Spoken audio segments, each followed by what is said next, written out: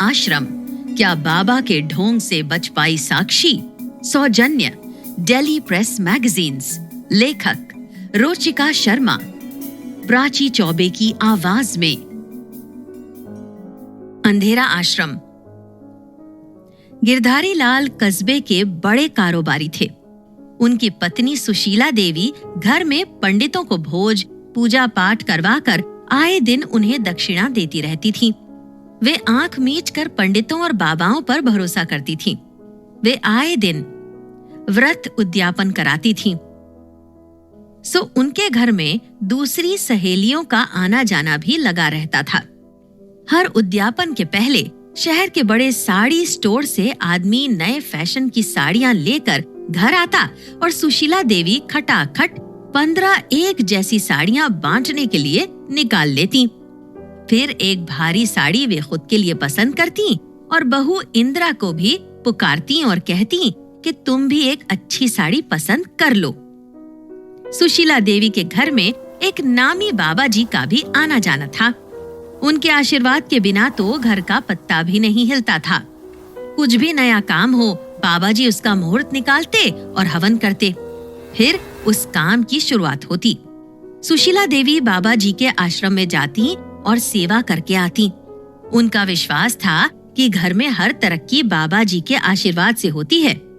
हकीकत यह थी कि सुशीला देवी व उनके जैसे ही दूसरे भक्तों की मदद से बाबा जी का आश्रम हरा भरा हो रहा था।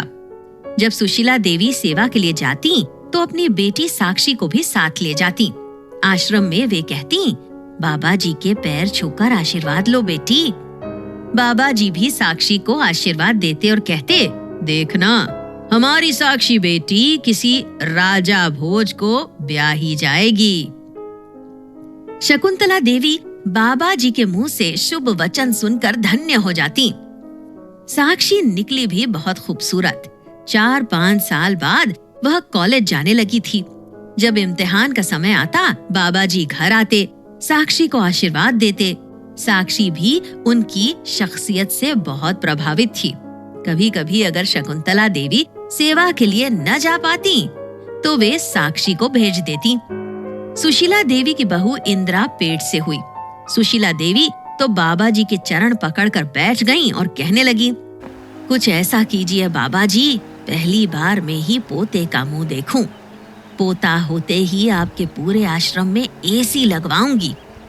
बाबा जी ने बहू को पुकारा, बेटी इंदिरा जरा इधर आओ तो।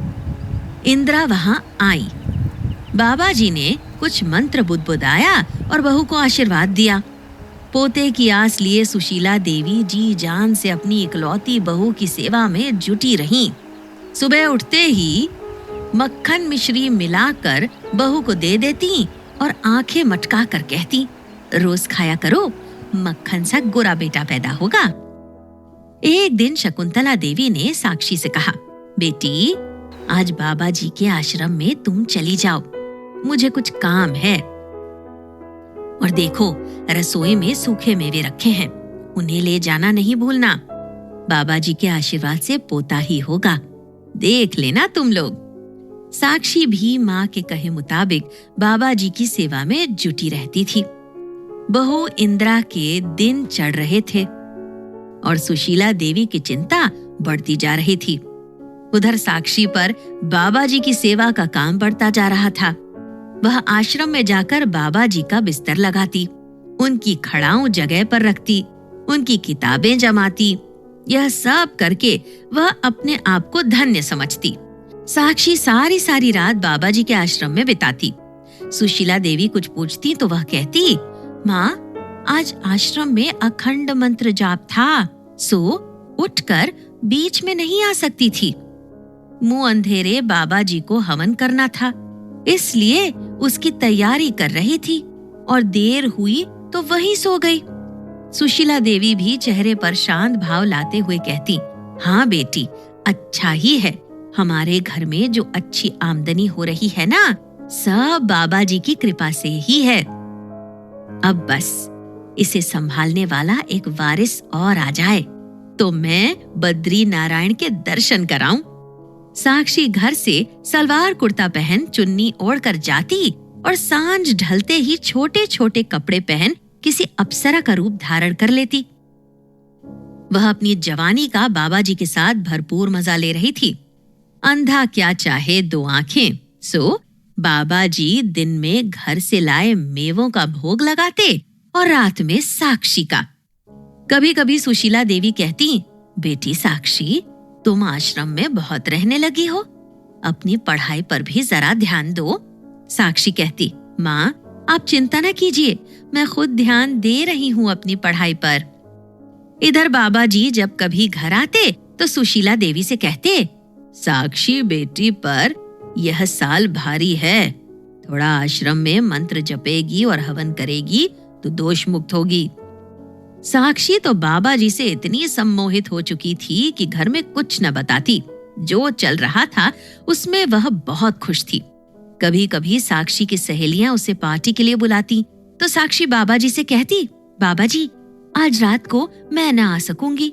बाबा जी कहते, अब तुम बिन हमारा जीवन असंभव है, तुम भी नहीं चाहोगी कि यह राज खुल जाए, एक रात की भी छुट्टी नहीं तुम्हें। साक्षी बाबा जी के डर के मारे जिद न करती और अपनी सहेलियों से कह देती कि घर में काम ज्यादा है, वह पार्टी में न आ सकेगी। जल्दी ही सुशीला देवी के घर में खुशखबरी आ गई कि उनकी बहू इंदिरा ने बेटे को जन्म दिया है। सुशीला देवी तो खुशी के मारे आसमान में उड़ने लगी थीं। घर में बड़े ही जोर शोर से जश्न मनाया गया और बाबा जी का आश्रम सुशीला देवी की कृपा से चमचमा उठा। अब पोते के साथ सुशीला देवी और ज्यादा बिजी हो गईं और उधर साक्षी बाबा जी के आश्रम में। वह बाबा जी के खिलाफ एक शब्द भी सुनना पसंद नहीं करती थी। अब कभी कभी सुशीला देवी कहती, बेटी साक्षी अब तुम आश्रम जाना छोड़ दो, पोता हो गया, मैं तो गंगा नहा ली, अब मैं फिर से बाबा जी की सेवा में जुट जाती हूँ। साक्षी कहती, माँ कहाँ तुम इस उम्र में आश्रम में दौड़ भाग करोगी, अब तुम पोता संभालो, बाबा जी की सेवा में मैं कोई कमी न आने दूंगी। यह सुनकर सुशीला देवी के चेहरे पर बड़ी सी मुस्कुराहट बिखर जाती। वे मन ही मन सोचती, आजकल लड़कियां इतना डिस्को में जाती हैं, अच्छा है साक्षी को यह हवा नहीं लगी, क्या फायदा, 4 बॉयफ्रेंड बना लेगी और वहां नशा करेगी, इससे अच्छा है कि आश्रम में ही सेवा करे, कुछ पुण्य ही कमाएगी। सुशीला देवी निश्चिंत होकर एक तीर्थ कर आईं। उन्हें आए अभी 3-4 दिन ही बीते थे कि अस्पताल से फोन आया, आपकी बेटी अस्पताल में भर्ती है, आप जल्दी यहाँ आइए। सुशीला देवी ने जैसे ही फोन सुना, उनके तो हाथ पैर फूल गए। एक बार को तो उन्हें कुछ समझ ही नहीं आया कि वे क्या करें, लेकिन अपने आप को सहज किया। फिर झट से ड्राइवर को गाड़ी निकालने को कहा। वहां जाकर जब उन्हें सारी बात मालूम हुई तो उन्हें कानों सुने पर विश्वास ही न हुआ। मालूम हुआ कि साक्षी अस्पताल में बच्चा गिरवाने आई थी और उस दौरान उसकी अंदर की कोई नस फट गई, जिसके चलते उसके शरीर से बहुत खून बह गया और उसकी जान को खतरा हो गया। सुशीला देवी तो समझ ही नहीं पाई कि यह कब और कैसे हो गया। साक्षी अभी बेहोशी की हालत में थी। जब साक्षी को होश आया तो सुशीला देवी ने उसके सिर पर हाथ फेरते हुए पूछा, यह कैसे हो गया बेटी? साक्षी सिर्फ इतना ही कह पाई, बाबा जी। यह सुनकर सुशीला देवी के तो जैसे तन बदन में आग लग गई। वे कहने लगी, क्या बाबा जी ने जबरदस्ती की तुझसे? साक्षी बोली, नहीं माँ, सब मेरी मर्जी से, मुझे नहीं मालूम कि क्या हो गया है, लेकिन बाबा जी का साथ मुझे अच्छा लगता है। उसकी बात सुनकर सुशीला देवी का गुस्सा बेकाबू हो गया। फिर भी अपनी व साक्षी की इज्जत की खातिर अपने आप को शांत करके वे बोली, बेटी क्या सोचा और क्या पाया? खैर, अस्पताल में तो उन्हें मुंह बंद रखने में ही समझदारी नजर आई। साक्षी को अस्पताल से डिस्चार्ज करवा कर वे घर लाईं। सेठ गिरधारी लाल ने जब सच्चाई सुनी तो उनके पैरों तले जैसे जमीन खिसक गई। पर अब किया भी क्या जा सकता था, आखिर इस सब में साक्षी भी तो शामिल थी। हाँ, सुशीला देवी का बेटा रमेश कहने लगा, देखा माँ, बाबा जी की अंधभक्ति का नतीजा। मैंने तुम्हें कितनी बार समझाया था कि घर में जो कुछ है वह पिताजी व मेरी मेहनत का फल है। बाबा जी के आशीर्वाद से कुछ नहीं होता है। लेकिन माँ, तुम्हें तो उन पर इतना विश्वास था कि तुम मेरी एक भी बात ध्यान से सुनती तक नहीं। भाई भाभी सुशीला देवी व गिरधारी लाल ने मिलकर साक्षी को बड़े प्यार से समझाया ताकि वह बाबा जी के सम्मोहन से बाहर निकल सके। फिर सुशीला देवी का बेटा रमेश व बहू इंदिरा साक्षी को एक काउंसलर के पास ले गए ताकि वह उसे समझा बुझाकर उसके बीते कल से छुटकारा दिला सके।